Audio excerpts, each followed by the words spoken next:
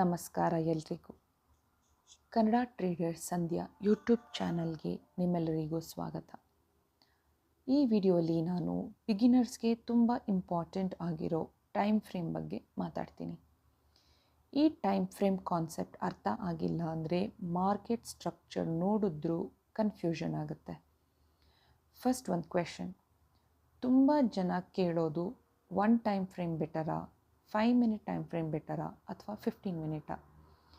Beginners ಇರುವಾಗ small time frame problem create ಮಾಡುತ್ತೆ. Fast movement ಇರುತ್ತೆ, ನಾಯ್ಸ್ ಜಾಸ್ತಿ ಇರುತ್ತೆ, ಎಮೋಷನ್ಸ್ ಕಂಟ್ರೋಲ್ ಆಗಲ್ಲ. ಅದಕ್ಕೆ ಬಿಗಿನರ್ಸ್ಗೆ ನಾನು ಫಸ್ಟ್ ರೆಕಮೆಂಡ್ ಮಾಡೋದು higher time frame. Higher time frame ಅಂದರೆ ಮಾರ್ಕೆಟ್ ಕಾಮಾಗಿರುತ್ತೆ, ಸ್ಟ್ರಕ್ಚರ್ ಕ್ಲಿಯರಾಗಿ ಕಾಣುತ್ತೆ. ಇವಾಗ ನಾವು ಈವರೆಗೂ ಏನೇನು ಕಲಿತ್ವಿ ನೋಡೋಣ.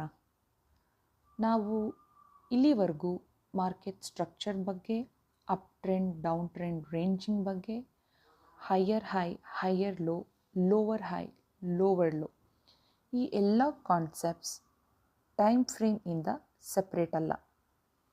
ಮಾರ್ಕೆಟ್ ಸ್ಟ್ರಕ್ಚರ್ ನೋಡಬೇಕು ಅಂದರೆ ಫಸ್ಟ್ ಟೈಮ್ ಫ್ರೇಮ್ ಕ್ಲಿಯರ್ ಆಗಲಿ. ಸೇಮ್ ಮಾರ್ಕೆಟಲ್ಲಿ ಡಿಫ್ರೆಂಟ್ ಟೈಮ್ ಫ್ರೇಮಲ್ಲಿ ಡಿಫ್ರೆಂಟ್ ಸ್ಟ್ರಕ್ಚರ್ಸ್ ಕಾಣ್ತವೆ.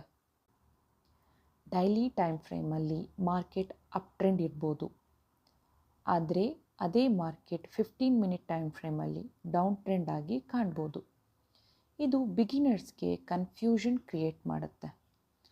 ಅದಕ್ಕೆ ಟೈಮ್ ಫ್ರೇಮ್ ತುಂಬ ಇಂಪಾರ್ಟೆಂಟ್. ಮಾರ್ಕೆಟ್ ಸ್ಟ್ರಕ್ಚರ್ ಮ್ಯಾಪಿಂಗ್ ಮಾಡುವಾಗ ನಾವು ಯಾವ ಟೈಮ್ ಫ್ರೇಮ್ ನೋಡ್ತೀವಿ ಅದು ಕ್ಲಿಯರ್ ಆಗಲಿ. ಟೈಮ್ ಫ್ರೇಮ್ ಕ್ಲಿಯರ್ ಇಲ್ಲ ಅಂದರೆ ಸ್ಟ್ರಕ್ಚರ್ ರಾಂಗ್ ಆಗಿ ಅರ್ಥ ಆಗುತ್ತೆ.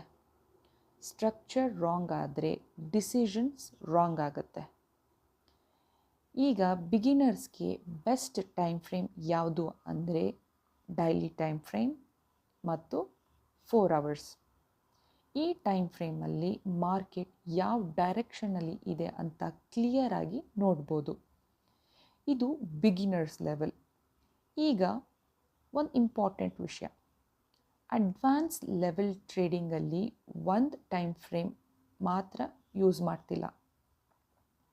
ಡಿಫ್ರೆಂಟ್ ಟೈಮ್ ಫ್ರೇಮ್ಸ್ಗಳು ಕನೆಕ್ಟಾಗಿ ವರ್ಕ್ ಮಾಡ್ತವೆ. ಎಕ್ಸಾಂಪಲ್ ಆಗಿ ಡೈಲಿ ಟೈಮ್ ಫ್ರೇಮಲ್ಲಿ ಡೈರೆಕ್ಷನ್ಸ್ ನೋಡ್ತೀವಿ, 4 ಅವರ್ ಟೈಮಲ್ಲಿ ಸ್ಟ್ರಕ್ಚರ್ ಕನ್ಫರ್ಮ್ ಮಾಡ್ತೀವಿ, ಲೋವರ್ ಟೈಮ್ ಫ್ರೇಮಲ್ಲಿ ಡೀಟೇಲ್ಸ್ ನೋಡ್ತೀವಿ. ಆದರೂ ಇದೆಲ್ಲ ಸ್ಟೆಪ್ ಬೈ ಸ್ಟೆಪ್ ಕಲಿಬೇಕು. ಈ ಚಾನಲಲ್ಲಿ ನಾನು ಫಸ್ಟ್ ಹೈಯರ್ ಟೈಮ್ ಫ್ರೇಮ್ ಮೇಲೆ ಸ್ಟ್ರಕ್ಚರ್ ಕಲಿಸ್ತೀನಿ. ಅದಾದಮೇಲೆ ಮಲ್ಟಿ ಟೈಮ್ ಫ್ರೇಮ್ ಕಾನ್ಸೆಪ್ಟ್ಸನ್ನು ಸಿಂಪಲ್ಲಾಗಿ ನೋಡೋಣ. ಬಿಗಿನರ್ಸ್ ಇರುವಾಗ ಒಂದು ಕರೆಕ್ಟ್ ಟೈಮ್ ಫ್ರೇಮ್ ಚೂಸ್ ಮಾಡುವುದು ತುಂಬ ಇಂಪಾರ್ಟೆಂಟ್. ಟೈಮ್ ಫ್ರೇಮ್ ಕರೆಕ್ಟಾಗಿದ್ದರೆ ಮಾರ್ಕೆಟ್ ಸ್ಟ್ರಕ್ಚರ್ ಮ್ಯಾಪಿಂಗ್ ಈಸಿಯಾಗಿ ಆಗುತ್ತೆ. ಈ ಎಲ್ಲ ವಿಡಿಯೋಸ್ ಎಜುಕೇಷನ್ ಪರ್ಪಸ್ ಮಾತ್ರ. ನಾನು ಸೆಬಿ ರಿಜಿಸ್ಟರ್ಡ್ ಅಡ್ವೈಸರ್ ಅಲ್ಲ. ಮುಂದಿನ ವಿಡಿಯೋಲಿ ನಾನು ಮಾರ್ಕೆಟ್ ಸ್ಟ್ರಕ್ಚರನ್ನು ಚಾರ್ಟ್ ಮೇಲೆ ಪ್ರಾಕ್ಟಿಕಲಾಗಿ ತೋರಿಸ್ತೀನಿ. Thank you.